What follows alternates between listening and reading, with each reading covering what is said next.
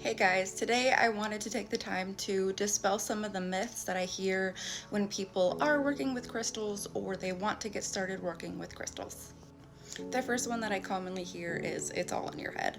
Crystals do provide energy, and that energy can be used for clarity.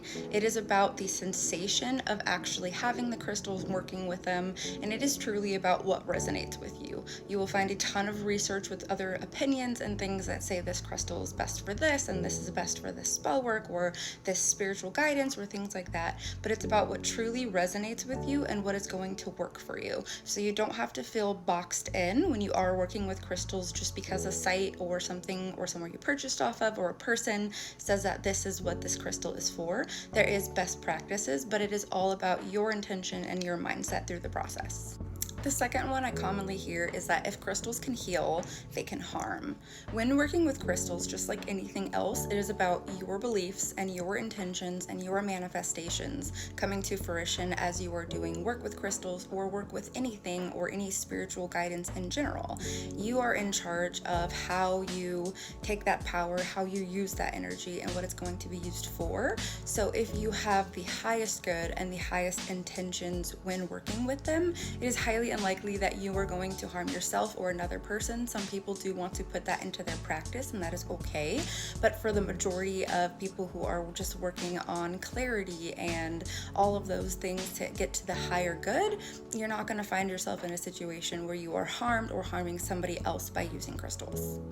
The third one is that you have to be spiritual or you have to be new agey in order to work with crystals. Now, crystals just don't have to be physical things that you hold or meditate with or do spiritual work with or anything like that. They can also come in the form of jewelry like bracelets and necklaces. They can be used for grounding purposes. So keeping some in your pocket or something like that can be used when you have anxiety or depression or you're struggling with something and you want to feel grounded.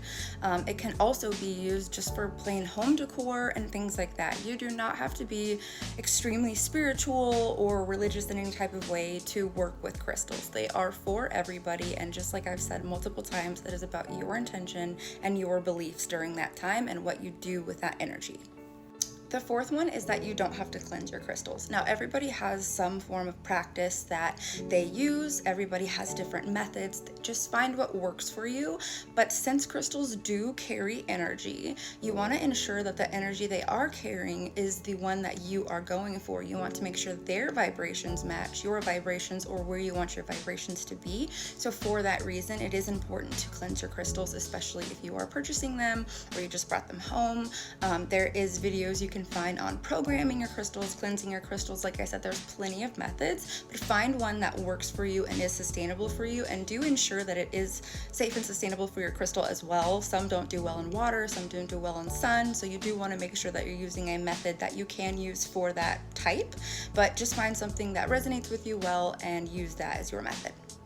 The very last myth that I tend to hear very often is that expensive crystals are more powerful than inexpensive or cheaper crystals, and that's not necessarily true. Quartz is a relatively available, very affordable crystal. It's also extremely powerful. It has a lot of energy in it, and it can be used for a lot of different things in practices. It can be used to swap out other stones, minerals, gems in practices as well. It's a very powerful crystal, and it's very inexpensive. The most important thing here is to find what resonates with you. I will say for me, I have some that I am drawn to that are more expensive, and I have some that I am drawn to that are less expensive. I tend to go to whatever I feel like calling to or whatever is resonating with me at the time. So there's definitely nothing wrong with getting expensive or inexpensive crystals, especially when you're first starting out on your journey, but it doesn't have to be expensive for it to necessarily work. Like I've alluded to this entire video, it is about intention and manifestation and your personal beliefs, just like anything else.